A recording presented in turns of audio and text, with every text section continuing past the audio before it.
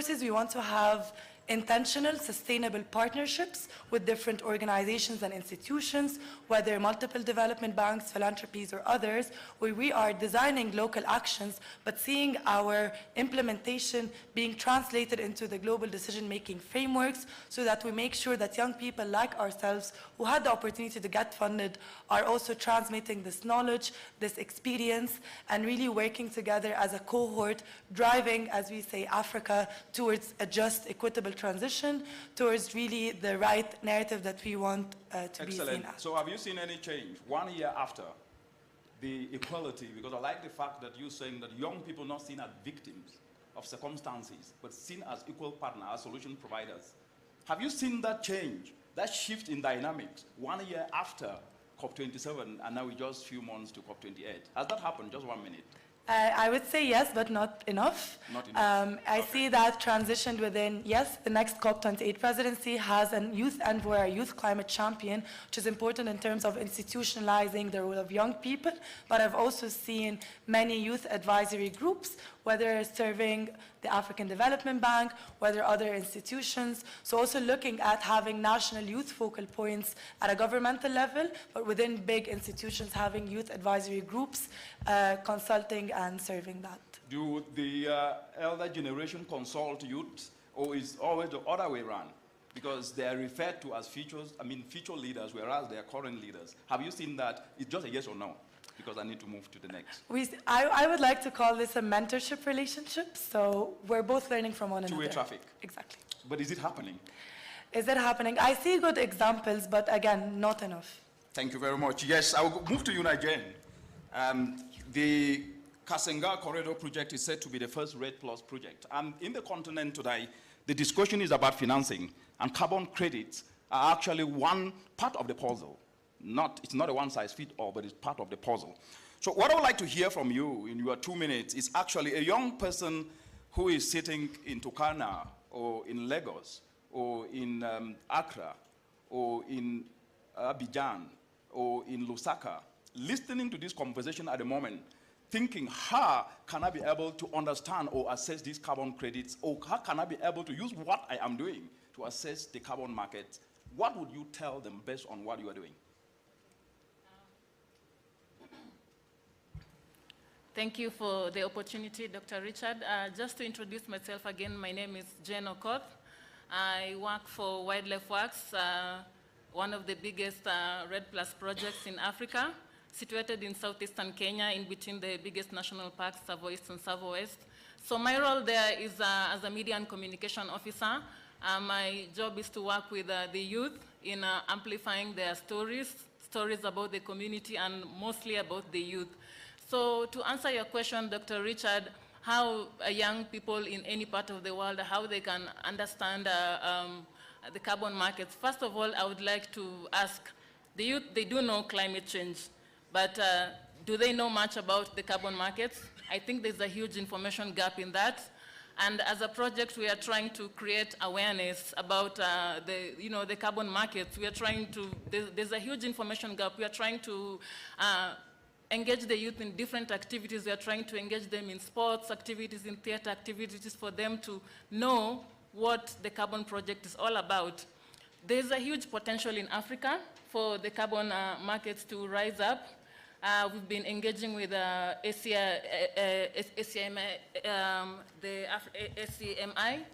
and we see a potential to, have new, so many practical stories, not just one. I'll come back to you. So I'll talk about one. In our project, we do work with the youth. We've been able to drive investment through the RED Plus project in the Kasigao project to, to drive investment that finance projects such as health, education. And to talk about a practical example, I will talk about one youth who wanted to become a conservation pilot. And he didn't have a very good luck growing up. He's lost his father, and that didn't deter him from becoming a conservation pilot. And through the RED Plus project, through us, he was able to get his education financed. And this is one person that the youth in our project area looks up to. He's one person that the youth are very, encouraged by. And whenever we're having this community engagement, community discussion, school discussion, we always carry him. His name is Daniel Zuma, one of the few conservation pilots in Kenya. And we are proud to have him as a youth member. And this is an example that Red Plus works. Excellent. Desmond said they are helping young people to turn agricultural waste into fuel briquettes, into biogas, etc., into biofertilizer. So a youth listening to us in any part of the continent today and want to leverage that to tap into the carbon market, what is the pathway? 1 minute, please. I'm going down on this because I'm going to get to Deborah, and it's also about communities and their ecosystems before I get to Dr. Olufonso on this. So a youth is listening. He or she out there is doing something, and they want to tap into this opportunity. So what would you tell them in 1 minute? This is A, B, C, D that you need to do through your organization. That's for me? Okay. I can come back to it later. Okay. Let me get to Deborah. Think through it. Yes, Deborah. Let me get to Deborah. Deborah, thank you very much. According to your organization, you just heard about Red Plus, Red Plus, Red Plus. And according to your organization, forest communities hold a solution to protecting the most biodiverse ecosystem, yet only 1% of global climate finance is reaching out to indigenous people, traditional owners, and local communities. What steps do you think can be taken to address this disparity? And the second aspect is, do you think the commodification of ecosystems is going to have an impact on our young people and the indigenous community? Thank you. So I'm from the People Forest Partnership, and the partnership is actually looking, yes, into youth, women, and men, but also for the indigenous communities and the local communities. So if we see that there is a lack of information around the cities, imagine in the indigenous communities and in the local communities around the world. So I will say that yes, it is a lack of investment, and there is a lot of things going on right now that needs to mobilize funding, because we are having so many loss and damages for the climate change, and there is a huge gap for adaptation, mitigation, and so many activities that need to go on the communities.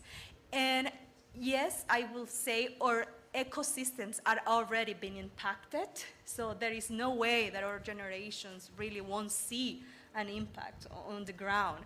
But still, indigenous peoples, local community are on the front line, investing, doing everything that they can with their knowledge to really push these threats that are facing the whole world, right?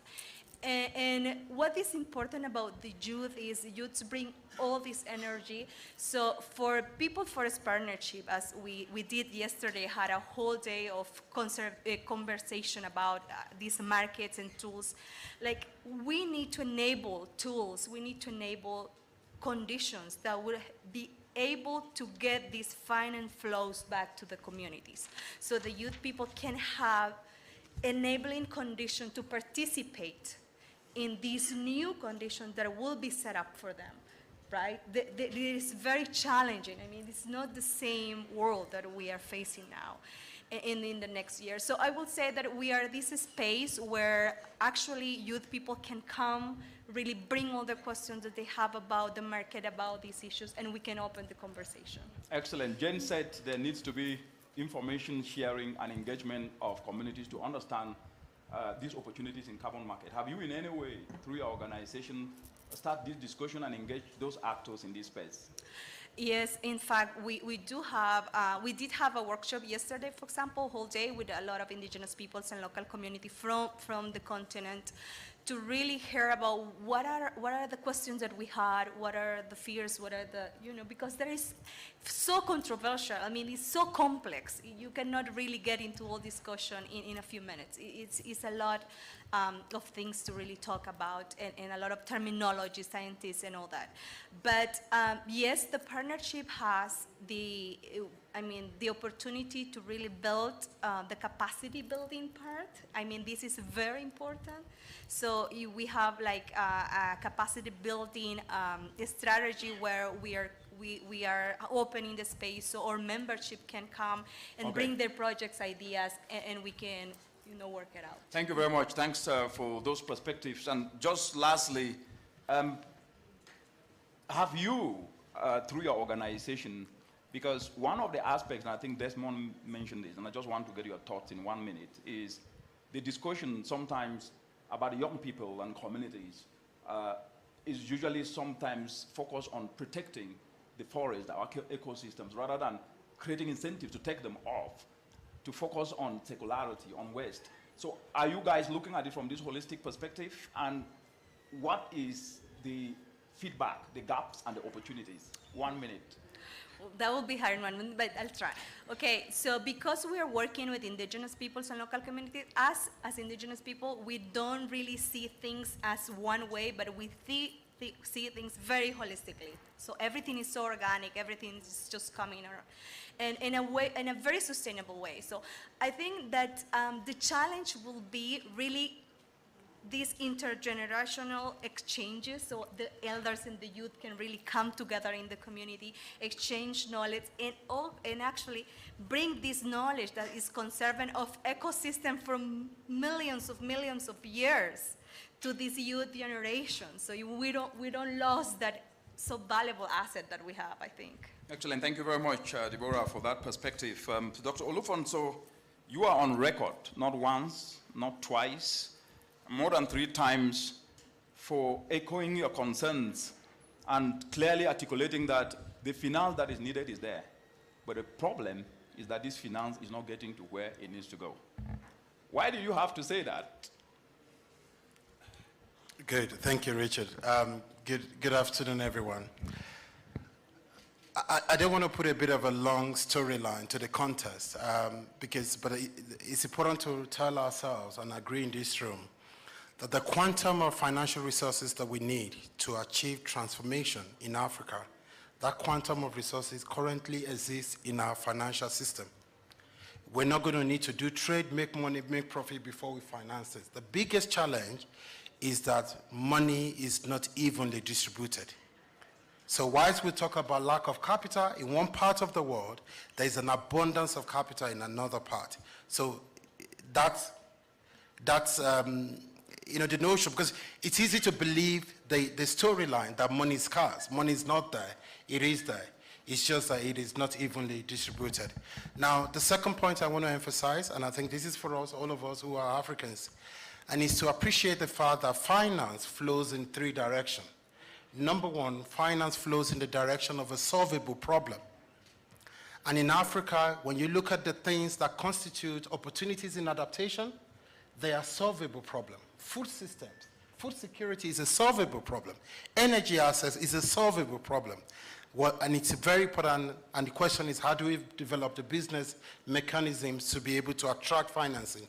Because we're dealing with solvable problems. The second thing is finance flows in the direction of capacity and capabilities.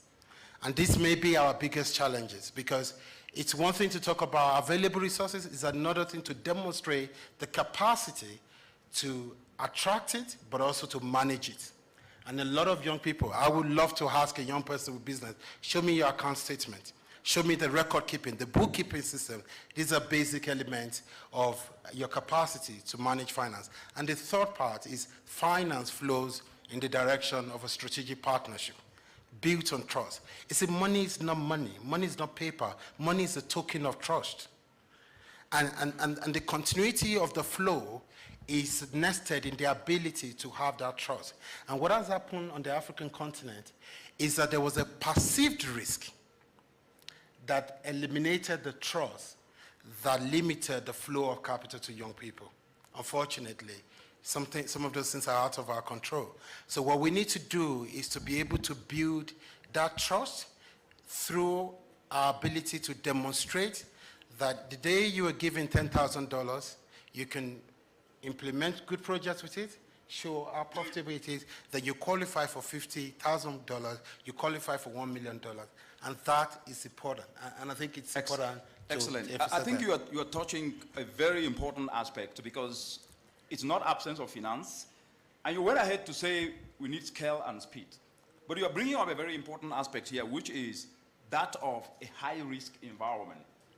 To what extent do you think the attitudes of young people need to be de-risked? I know that you've talked about capacity and ability to manage, which is a very important aspect. That if we miss that framing, we may find ourselves in a very wrong direction.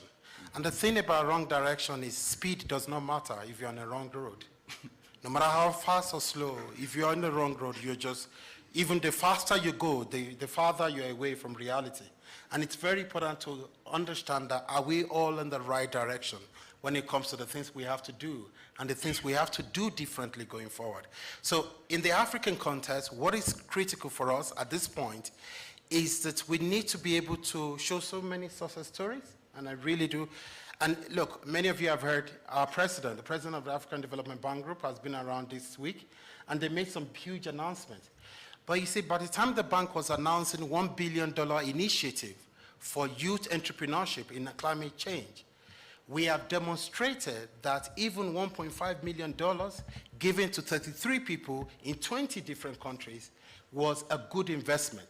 They were profitable, they employed people, and that's the thing. So the 1.5 million, the best thing he did was to change the mindset that a young person is an investable asset. Yes, he said that and there was excitement. And I understand and I believe that young people who are seated in their homes across the continent are asking, oh, wow, this is like a miracle. How can I access this financing? How? Okay. There's a political answer, there's a technical answer, but for the conversation here, let's keep it to the technical answer. I think what is important is, please, it's very important, and I beg you here, that it's not enough to have an idea. Mm-hmm. There is a phase that you need to put the idea to work, in fact, demonstrate the law of your skin in the game, probably through your savings, through friends, to demonstrate that it's worked to a certain level. The bank does not come in to take idea from 0 to 1. It comes in to take idea from 2 to 5. Is that clear? It's very, very important. Because a lot of people are talking about how can we assess it. When you talk to them about where are you at in the scheme of, in the cycle of things, they are saying, I'm thinking about doing this. The bank does not operate on thought level. The bank operates on show results, demonstrable, the result is well demonstrated, and then the resources that the bank can provide can help you scale. And that's where the issue of scale and speed comes in. Amazing. That summarizes the first round of this discussion, and I then take it to the participants to be able to provide a perspective, and you heard it very clearly, value matters. Value matters. You must de-risk yourself. And that's the message that is coming out here. Yes, there are ideas, as Desmond articulated. Yes, there is action being taken, equal partnership, as Omnia indicated. Yes, there are carbon markets and initiatives happening, as Jen indicated. Yes, Deborah showcased, yes, communities and indigenous people are working together to tap to these opportunities. But when it comes to finance, the direction you take matters. What says you? Please put up your hand. And it could be a question or an answer to a question that you heard, or a comment. Yes, please. The way the room is structured, it looks like you need to get to the microphone and speak, which is good, some good spots, and you can adapt to that as well. Your name, please, your organization, very quickly, and then straight to the question. I'm short, but I hope you can hear me. My name is Nora Magero. I am from Kenya. I run Drop Access, and we manufacture solar cold chain. One of our notable brands is the VaxiBox, the vaccine refrigerator, the healthcare refrigerator made in Kenya. Now, a few questions about the carbon markets. One, who regulates the carbon market? Just so that we are not stuck in a situation where the people who don't emit the most are the ones taking care of that burden. So who regulates it? Is it regulated? I want to know. You see, like for me as a manufacturer, I can tap into that. But then, who will check that I'm actually not benefiting from the financing and not giving back by subsidies and so forth? Excellent. Number two. Number two, all of them say you've said a lot.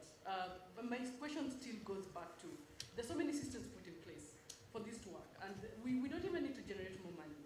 Why is it not still working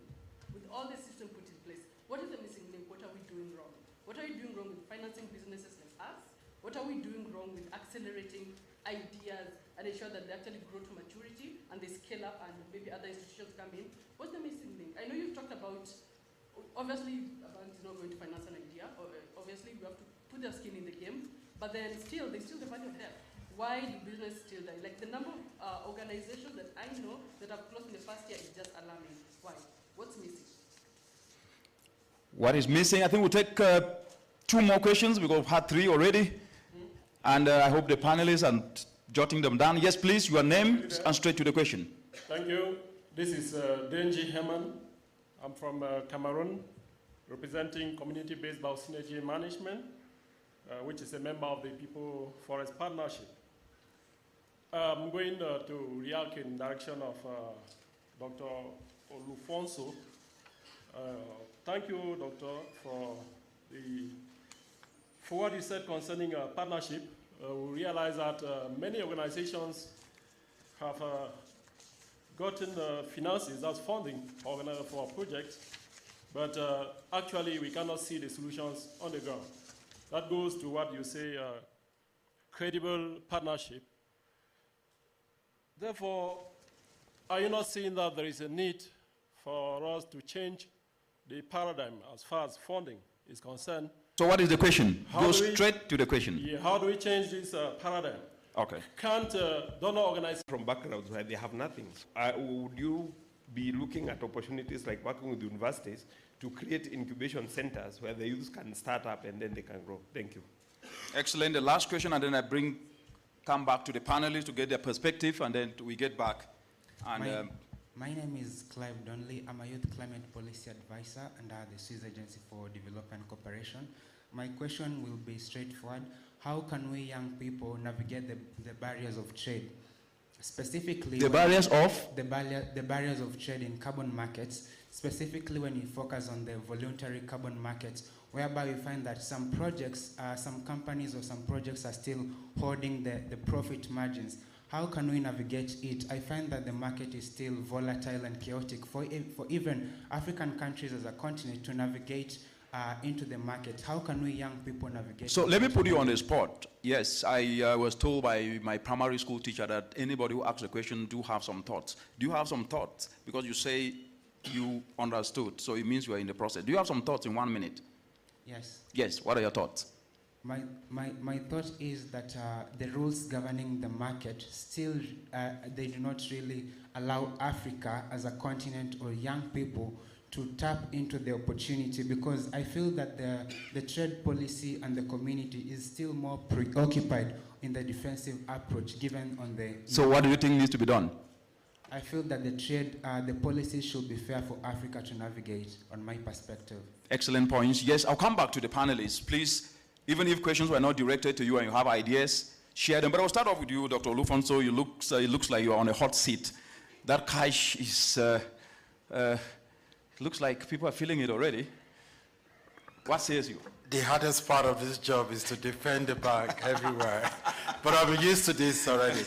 So thank you for your questions. And I think I'm going to marry those 2 questions together. Please keep something in mind in the global system that we all exist in right now. Finance does not exist in a vacuum. Finance is nested within the overarching policy system or the state-society arrangement of a country. In a country like South Africa, they have a department, a whole ministry called Small Businesses, where someone or a university can apply for government finance. And in fact, some of the private corporations, philanthropic capital available, we tie that capital together with our department in order to make work available. It's the same finance, driving research and the likes. In some places, particularly in the US, most universities will have an incubation program, that entrepreneurship-based incubation program, and that has indeed catalyzed investment flows to the communities and also ultimately to the people. We need to push for such an arrangement in our country. It's a lot easier for AFDB to put $20 million, $50 million in that program at the national level, and together with Rockefeller and others, And the system, and it can work through a third party, an NGO, if you don't necessarily trust the government, but there's a third party that can help that the resources are available to people. Unfortunately, we have that gap. So look, a young entrepreneur is here, a bank that is doing $10 billion is here. There's a huge gap between them.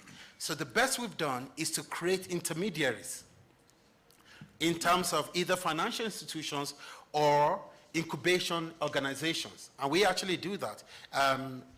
For those in Kenya, there's an organization called NetFund, the National Environment Trust Fund. So it's a national fund, and we put some resources in there to run an incubation program. In fact, when the incubation program was done, those who had very good ideas, who had business, and please permit me to mention it, because, Richard, have you heard of a name called grantpreneurs?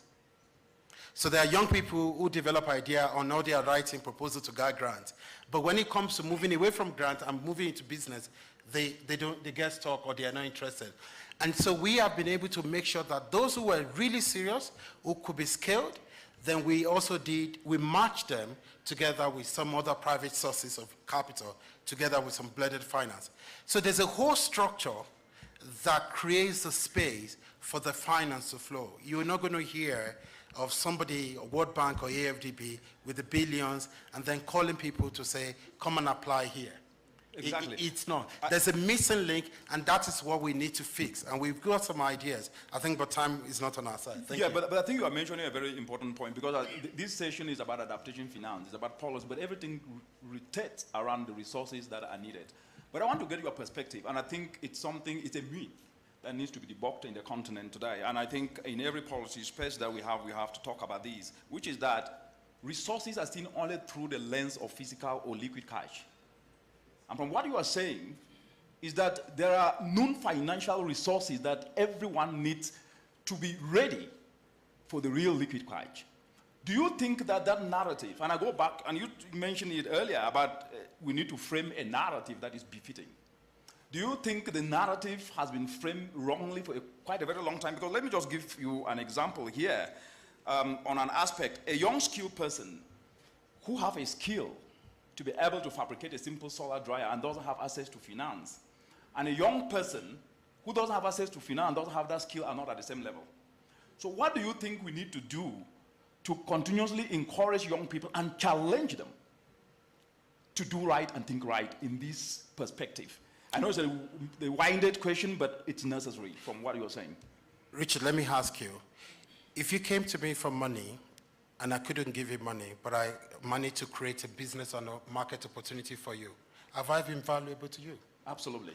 That's another thing, because we must also shift our mind away from the transaction or a transactional relationship between young entrepreneurs and banks, because the banks, especially AFDB, can use its convening power to get into spaces that can create market opportunities for people. That is the value. Excellent. Thank you very much. You've debunked the myth. I will get to you, Desmond, before I get to Omnia, Jen, and Deborah. You're a young person. You are an entrepreneur, a climate action entrepreneur. Do you think what Dr. Olufonso is saying, it's something that makes sense in your own world? Yes, I think that it makes a lot of sense. However, all the questions are also still very much valid because, for example, for us, he talked about grantpreneurs. At the very beginning, a lot of people need some catalyst for it to take off. And if the conditionalities are not allowing really ideation stage to be financed, then it becomes really difficult for you to even know who is having a really good potential of becoming an employer as against somebody whose business is highly risk. And so I think you have to put in measures that can de-risk some of them. For example, in Gaio, we also put in re-grantor mechanisms, and those re-grantor mechanisms is just to step in and de-risk. Why do you feel so scared of supporting this idea? We are happy to provide enough technical support and walk the person through and guide the person and help the person do this, follow the standards in order for them not to fail. And then if you really, really want us to support in that mechanism, then we are available for you. So it helps that because it's a large bank and may not be able to go down and work with very minimal or little scale, we are able to be a betweener and support to de-risk in that case. So I think that is the difference. That's a very important point you're bringing up, de-risking. And I think that perspective you're bringing up, you are bringing up workable solutions, which Gaio have already demonstrated. And I think building on what Dr. Olufonso said is we need to leverage on what works so that every partners meet in the middle, so to speak. Do you think, and I want to put you on the spot, Desmond, that from the experiences, the young people that you guys are leading across the continent, and you are doing amazing work with the team, that the data now can be used to influence your legislators in your own constituencies to put in place enabling environment and bills that can help government to de-risk private lending? Because that's what he is saying. Africa Development Bank will lend to those that will be able to repay back. So what do you think young people across the continent need to do now to hold policymakers to help build on what you guys are doing so that they become part of policy, not only be seen as pockets of successes and they don't get up to fit into policy processes? I know it's a talk one, but please just 2 minutes and then we move to...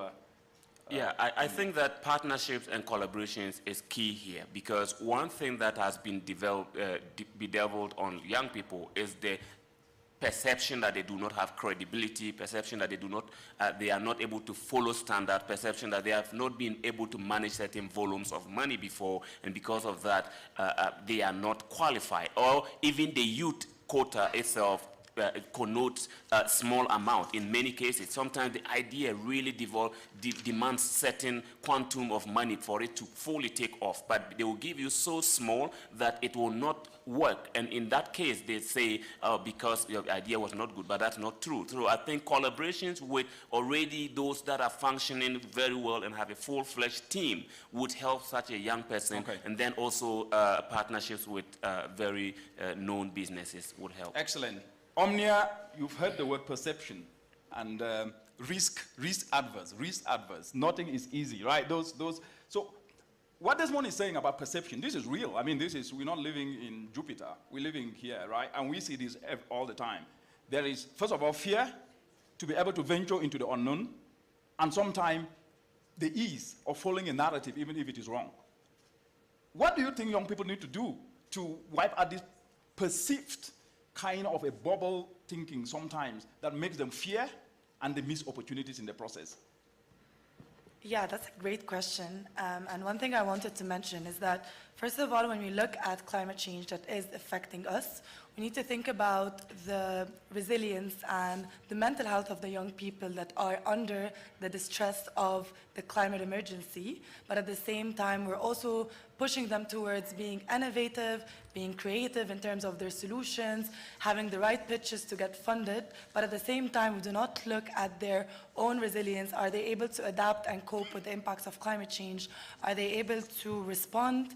But also, it's very important to think about the solutions that we're proposing. Yes, it has to be workable and actionable, but it also has to be based on the needs of their communities that they are part of, the needs of their own demographic, and to also respond to one of the questions in terms of why are the finance flows not working for young people. We need to think about the accessibility of these opportunities. Who are we sharing these opportunities to? Are we only sharing it to the young people who have online access? How about the offline youth who do not get access to these opportunities? They are doing amazing work, but they're not part of the spaces that we are here now. They're not the usual suspects that go to these events. So we need to find ways to make sure that they have equal, accessible opportunities that reach them the most.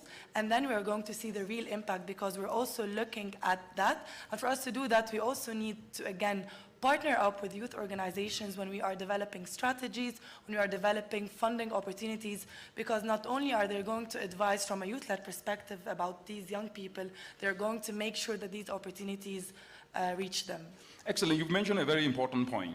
Mental health, accessibility, and sometimes the bubble picture that sometimes the well-to-do youth, let me use that word, show to, they're not well-to-do youth, which makes them become under a huge pressure and think that they're missing out, when in reality they're not missing out. They're actually doing better than those who showcase this success. I'm bringing this up because it's a reality and it's something I've seen, especially with young people across the continent. And I just want to get your thoughts, please. It's just your thoughts, in no particular format. Do you think that the young people who are opportune to assess opportunities in terms of knowledge are doing enough to cascade that knowledge down to those common wananchi, those young people at the community level who don't even have access to internet? And if not, what do you think can be done differently? It's a plea kind of question. Yeah, working with youth-led organization as a young person myself for over 8 years, I've been very inspired to see how we always have this very inspiring peer-to-peer framework where we always transcend our knowledge, our experiences to one another, which is very important. You also mentioned that we need to have mentors who are those in the policy-making space, but we also need to have young mentors who have these amazing experiences, who got access, who got funded. We know, for example, the Youth Adapt Challenges have almost 30, 40 young champions every year. They themselves are mentors because they got that access to this opportunity, made impact to their own communities, and can onboard further young people to do the same, which is very important. But also to look at it statistically, there's been a very interesting study that was done just last year by a group of youth-led activists and organizers, and they calculated how much of the global climate finance flow goes to young people, and it was less than 1%. There's a very interesting study that UNICEF published 2 days ago that looked at the global climate finance, how much of it goes into youth-responsive activities and initiatives, and it was around 2.4%. It's 2.4%, yes, you are quite very right. It was 2.4%, and that shows the disparity when it comes to financing. Deborah, you've heard already the aspects, lack of accessibility. And you work with indigenous people, with young people at communities. How do you think, what are the gaps? Because there is the global stocktake process, the audit, since the Paris climate change was adopted, to understand the gaps, what has worked, what has not worked, and what needs to be done to ratchet up ambition. Let me bring it to this perspective. If you were, the report is going to be launched at COP28. But if you were to say one thing or two things that the global stocktake should take into consideration to solve the issue of young people in communities and indigenous young people, what would it be practically from the lessons you've learned from what you do? Yes, thank you. I just want to answer taking into your point. It is a lot of young people doing a lot of things, but it is the need to facilitate the communication from them to the community, because we cannot only leave all that responsibility to one person that is doing such an amazing job, right, in this space, but we actually need funding mechanisms that really will enable these people and facilitate them to go back to the community and to share with all these youth people. And I will say that two things. We need to build the capacities, really, for the youth people, and we need to build flexible mechanism for youth people. I would say we do those two things on the ground, and then we let opportunities to come. Yes, many have argued that anything beautifully done at a local community, because across the continent, for example, like Desmond, Olufonso, Jen, and Omnia can tell you, amazing, innovative examples by young people. Some of them carry out these initiatives even without financing. Some of them volunteer their time. They spend sleepless nights. They do a lot. But this information never finds the policy space. And policy is the biggest driver of change. And I think that's something that needs to be put up front, because anything you do, when it doesn't shift to policy, it will remain there, and there is really the scalability aspect will not be enough. That's one. But the other aspect that I want to, Jen, I'll come to you on carbon markets, and you will answer the question that came. And please just provide what you can provide. But this, what I'm trying to say now goes to everyone on the table. Before I get back and get one or two questions and we'll start to run up, is that there is this question that always comes up. When a young person comes up with a new idea, instead of it being embraced, question sometimes is, where has it worked? Do you think that's a defeatist approach to discourage young people? And how can we reverse this? Yes, Deborah, you can take it, or I see Omnia is itchy to take it. Yes, please go ahead. Go ahead. I know. Okay. Thank you. I will say that we need to deconstruct a lot of the narrative that we have around these issues. I mean, we really do need to co-create, and I think that is a learning opportunity, like a big learning opportunity for us to listen to the youth and co-create this new narrative that really will enable them to participate. Because when you talk about policy changing, I mean, this is participation, and this is like getting into the real negotiating part, right? And you have to have all these skills, you have to have all these contacts, you have to have these mechanisms, ways to really move around this world of policy world that is a whole other issue, very complex in many situations, and will vary from country to country. Thank you very much. Thank you very much for that. Jen, you heard the question about carbon markets, lack of accessibility, no information, which you did mention. What would you say to the gentleman that asked this question? There were two gentlemen who asked the question. One of them, I put him on the spot and he provided some feedback, so life is easier now.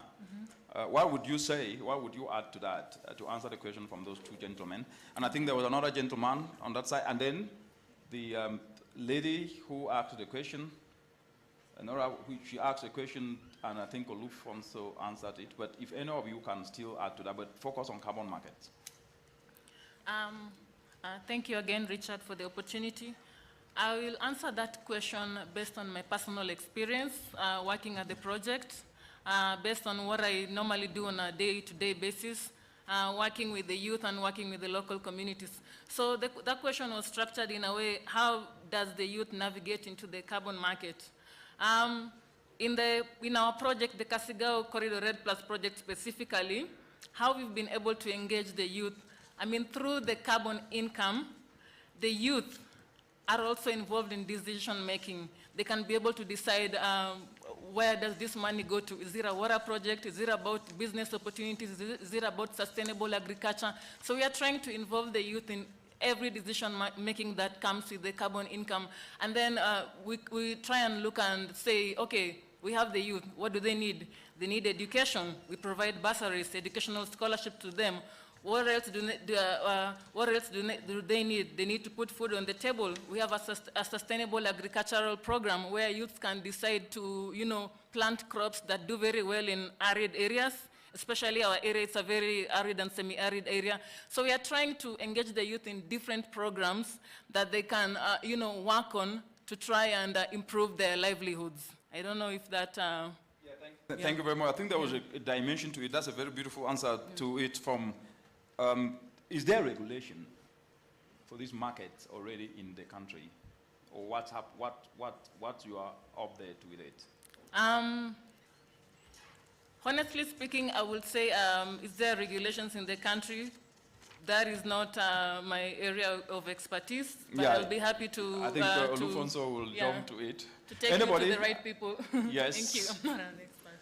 No, is there regulation? So many of you may know there's just been a law that's just been passed. So National Carbon Market Activation Plan is currently in process in Kenya.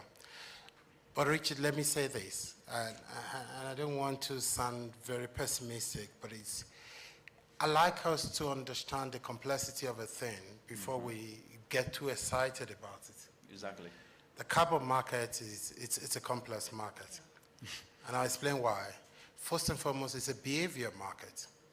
You commit that you're going to behave in a good way for 30 to 40 years. Now ask yourself, do you really think you can behave in a certain good way for that? So, do you understand? Number two, it's also a complex market because we're pricing the priceless. And the complexity around it is, in the law of economics, if this demand is higher than the supply, the price is supposed to be high, isn't it? Yet we keep hearing that there's a huge demand for carbon credit, the supply is limited, but that is an inverse proportionality to that law because the price is extremely low. And so there's a thing about the pricing model that is different particularly in the voluntary carbon market, because it's also it's a two sides of a coin. So you've got a voluntary carbon market that we operate in, that is pricing at $10 per ton at best. Then you've got a compliance market in Europe that is operating at anything between $100 to $125 per ton. Same carbon, same planet, but different pricing. And so it's very important to understand that. And I think the activation policy framework comes down to the ability for the country to define the structure of the market so that people don't work too hard for too little. Right. People, and I want to keep that, but it's not to discourage us, please. It's just for us to deepen our knowledge, understand the complexity, so that when we respond to it, we do that from a very knowledgeable standpoint. Thank you very much, Dr. Olufonso, for that. It's not to discourage anyone, but straight talk sometimes is also very, very important and innovative. Desmond, before I get questions from the floor, and if there's any panelists who want to throw some answers to some of these aspects, I know, I'll go back to you, Omnia. Desmond, you guys have an irrigation project that you guys have been running. And you foster a public-private partnership. But in the continent, when they mention the word public-private partnership, it is seen at that high level of big businesses, infrastructure project. What I would like to hear from you is, from a very practical perspective, how can you use what you do to ensure that at least communities with their local cooperatives can be leveraged to actually showcase public-private partnership in such a way that everybody benefits? And the last aspect is what Dr. Olufonso have articulated here is very, very important. Carbon market. But sometimes the discussion also forget the fact that people are markets. Markets are people. So what you produce in a community, if it's not solving a problem, then you are losing a market. So what I'm trying to, and I'm coming to you because you are doing all this, and do you think that, and I go back to the framing and the narrative as Omnia and Olufonso said, do you think that we are not forthright with reality? And if so, how can we change course? 2 minutes, and then I get back, and then I come for the concluding. And then I get to Omnia, and then get one question or two. Yeah, I think starting with the public-private partnership, I think what we realize is that sometimes everybody recognizes the need. For example, a community, an informal community of waste pickers, for example, realize the power that a state authority holds at the district level or the lowest point.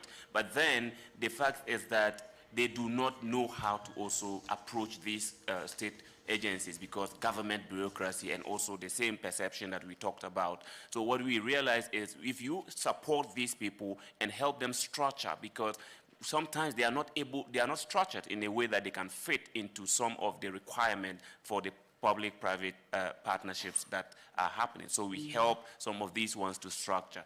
And when that is happening, it always helps or it creates a more convenient atmosphere for operation and efficiency. With respect to the carbon market question that you also posed, I agree with Dr. who says that it is a complex space because, of course, in Africa especially where there's so much porosity and we do not have our own verification mechanism markets, and then let it become an additional opportunity for you if it does support. Excellent, and that's part of the de-risking that you mentioned. And I will get to the audience. Only 2 questions, please, and we'll bring them back and we'll answer as they conclude. Yes, Esther? Straight to the question. Yes, mine is a comment, so you can minus it as a question, but it's with regards to the National Climate Change Bill. My name is Esther, I'm a legal officer. So with regards to that bill, what the Act now tends to do is to regulate and have people who benefit from the carbon credit have that distributed to the communities around such project, and also just to have a list of which technologies these carbon credits can come from, and also just to have a list of it. So I know there's still a bit of debate. We are very optimistic as Kenya to have passed this act. There are a bit of discussions ongoing on how it's not practical or even beneficial. We also have a carbon markets bill that is there, and a number of bills that are coming up. It's optimistic for Kenya, but we're looking forward to those discussions. And personally, I look forward to demystifying those acts and probably sharing an article on the same. Thank you. Great. Thank you very much for that input. Very, very important. So a young person, before you go, let me put you on the spot. A young person listening to this may call it jargon sometimes, right? What does a carbon market bill does to me? So do you think, in your own capacity, working with young people, inspiring them, do you have a plan to start engaging in your own capacity? Yes, I do plan. Something I should also comment through the Climate Change Act now. We have, it's one of the acts that has provided for a youth representative in the committee to sit with the government. So it's definitely a position I look forward to just engaging with. They've given an opportunity for one person, Excellent. but definitely it's a chair that we definitely look forward to interact. I also do an I-Act, IRENA program, where we give information to youth on renewable energy and climate change and how they can start engaging. So we demystify everything, and we are able to do that. So thank you very so much for sharing your knowledge. Yes, please. Any other question? Okay, please, straight to the point. Yes, and straight to the point. I think those extra questions or comments, then, yes, please go ahead. Yes, my name is Stephen from Kenya. Yes, just one. Yeah, I run an organization called the Lilisa CBO. One of our blue chip project is a community radio station. And this question goes to Jen, because you're talking about amplifying the voices. And one of the things that I have always insisted is that sometimes... Please just go straight to the question. Yes, yes, yes. We don't have time. Okay. So what are the plans to work with community media stations, because they have more time, they have more capacity compared to commercial radio stations? Thank you. Perfect. Thank you very much. Yes. Hi, my name's Emma Lawrence. I'm from Imperial College London Climate Cares. We work on climate change and mental health, also with Indigenous communities, farmers, youth. We know that there is a real need to support young people and everyone actually to build psychological resilience and agency in the face of the challenges of the climate crisis, to also support their mental health and well-being. So these kind of programs that we're discussing is an amazing opportunity to take action as young people and collective action that could also support mental health. However, how do we, for capacity building purposes, build that psychological resilience, build that social resilience, build that agency in young people, because we know a lot of young people are just feeling despair, they're feeling the effects of crisis after crisis after crisis. So within capacity building, how are we focusing on mental health and psychological resilience and all of the win-wins that come with that, and the agency, the benefits that come with building agency? And the second question is, as much as we really need to ensure that youth have a place at the table, we know that they're feeling incredibly betrayed by the people currently in power, and that their futures are at stake, and that's causing an enormous mental health crisis as well for many young people. So how do we ensure that young people do have a seat at the mechanisms to hold leaders to account, for young people to hold those people to account for the promises that they're making and the rhetoric that they're using, but actually that they're taking actions and that there are mechanisms to hold them to account? I'd just like to hear your comments. Thank you. Thank you very much for that. And please, as you answer that, provide your concluding remarks, because we have, I'll give you guys one minute. I don't know how you do the magic, but as you answer that, you give your answers to those questions, provide your concluding remarks, showcasing the opportunities you are seeing and the gaps that can then inform the global stocktake in whatever thing that you are doing, and the measures of the good things that you are doing. I'll start with you, Desmond. Reacting to those questions and providing your concluding remarks. 2 minutes. Yeah, thank you. In this case, I will answer only a few questions. The last one, which talks about getting young people to have a seat on the table and holding leaders accountable. I think one example I want to give is the Youth Climate Council that we established 2 years ago. It's an institutional mechanism of bringing young people together to contribute to national policy decisions. And if each of the countries that we've started this has its own different way of approaching that, because young people are now together and they have one mechanism or through one way that they are able to bring all their voices and give it to government, it becomes more easier that government is not able to always say that you are operating in silos, I do not know who to engage and what have you. So the gap is that normally government is engaging maybe cronies and not the people who really, really matter. So when you bring all the young people to the same room, then government have no leeway. And the other thing is the concluding remarks, because there's no time. Yeah. I think that all these things we are talking about still boil back to one thing, which is about trust. So we're trying to make sure that everybody, as a global philanthropy agency, as a bank, as an investor, you have to begin to trust young people. You have to begin to finance people based on trust beyond the risk. Otherwise, young people still have so much to learn and they still have so much to gather. So if you want to really, really rely so much on the risk that you are looking at, you may not be able to support. And we know that the young people in Africa will be doubled in a matter of few years. Yeah, thank you very much. Omnia, yes, your last word. My last word would be just answering to Dr. Emma's question is around that having young people and answering to you as well, participate in political spaces is very important, but it has to be providing them with the psychological and mental health support in order to do that. But also this comes from, again, what Desmond mentioned, the institutionalization of young people's role. When we feel that we are heard and we're not basically speaking to the void, and that our perspectives are integrated. One good example is during this assembly, we know that there's a Nairobi declaration, but then the declaration that was done by young people was not integrated. And this is something that brings a lot of distress in young people, and particularly disconnect between what young people are advocating for and what the institutions are doing. So it's very important to think about the meaningful and the true participation and integration of youth-led insights and perspectives, either at the level of financial institutions or at the governmental level or within processes like the global stocktake. Right, and just one last part before you go is what if they are not called to the table, which is what you are saying, even when they work hard, their inputs are not taken into consideration. What is the alternative? It's about being very persistent. There is always a way. Excellent. Persistent. Yes, Deborah, your last word as you respond to some of these questions in a few minutes.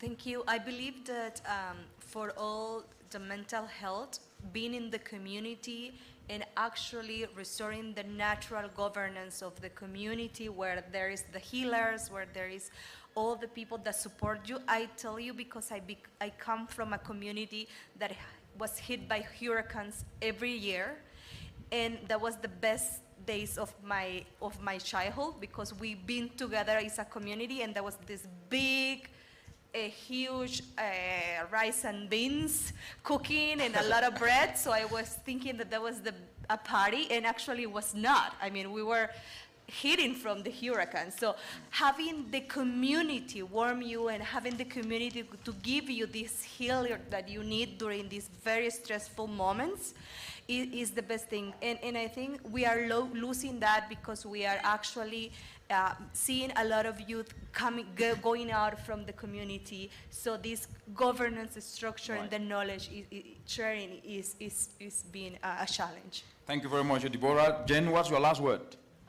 Just to answer my colleague there who asked how do we partner with community media stations.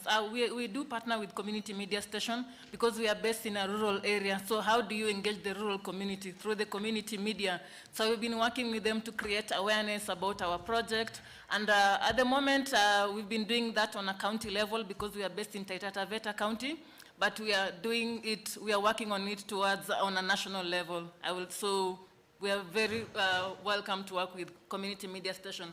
On the mental health and psychological resilience, I would like to say something. The Kasigao area is an area whereby you'll see the harsh effects of climate change. We have youth who have, have families and they've lost their cattle. People have planted and there's nothing on their farms. And how do you encourage such people and tell them that all is not lost? You can still, you got this. So we do have after-school mentorship programs in the different high schools and also in the universities where we engage the youth and we tell them, well, you come in this area, but you can do more. And to just conclude, I would like to say we are not doing enough, Richard. The more needs to be done. I feel like we need to have structured youth opportunities just for the youth, not the women, not the men, not just for the youth. I feel this is one group that has been marginalized, and we need to consider them. Thank you. Yeah, thank you very much, Jane, but I'll hold you responsible for that particular one because you will get an applause. I think you almost got an applause for that.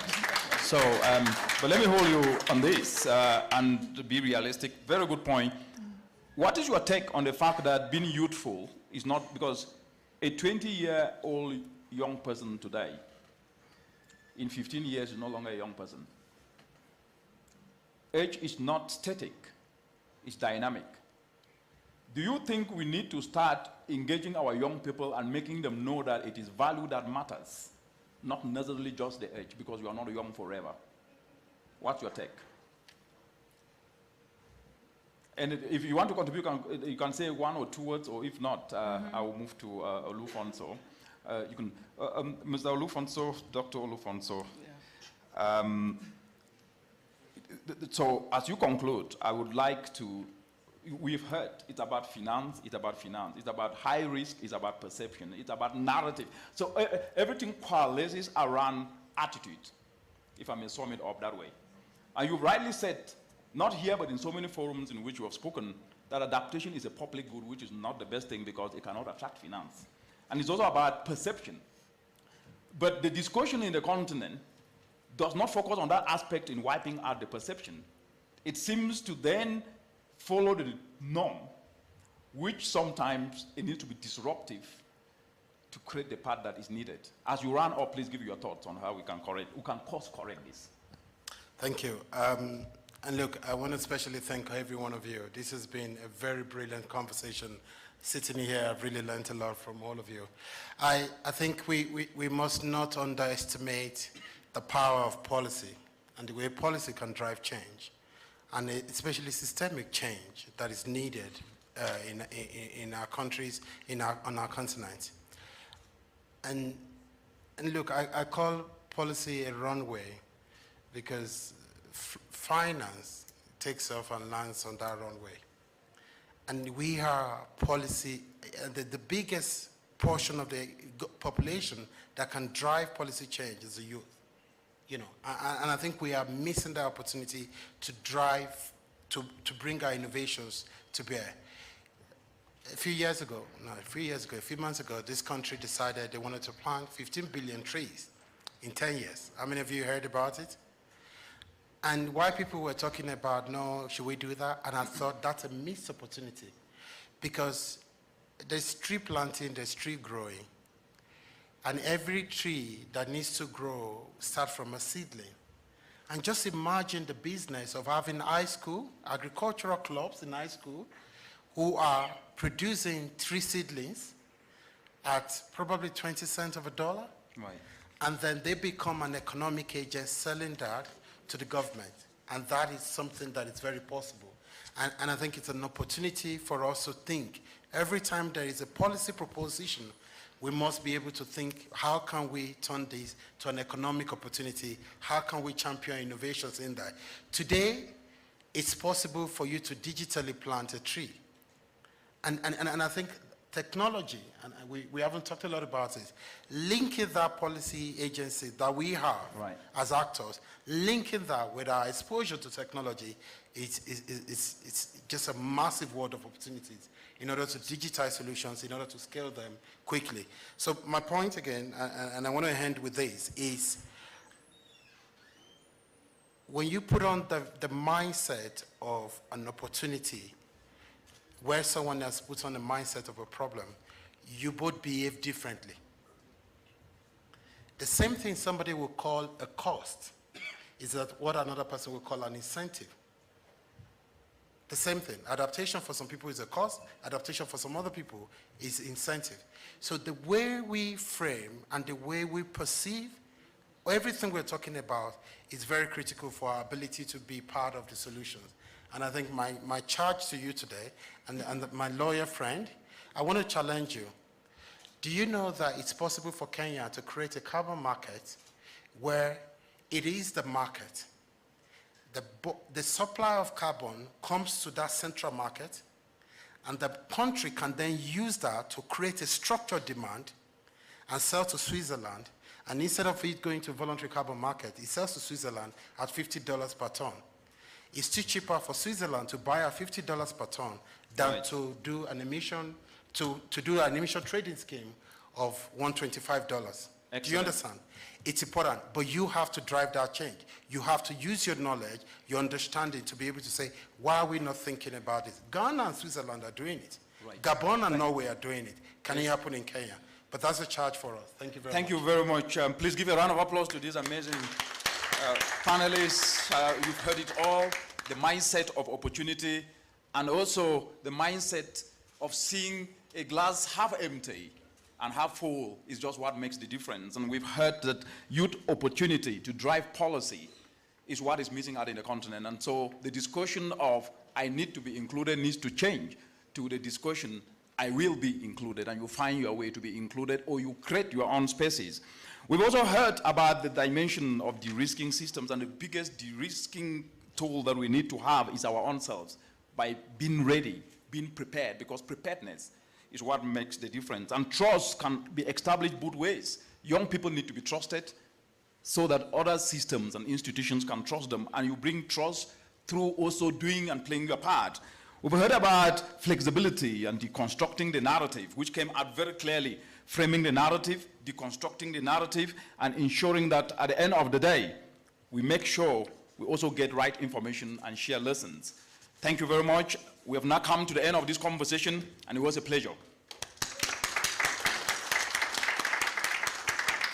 Can I ask that we put our hands to an excellent moderation by Dr. Richard? Thank you very much. Thank you all. Have a good night.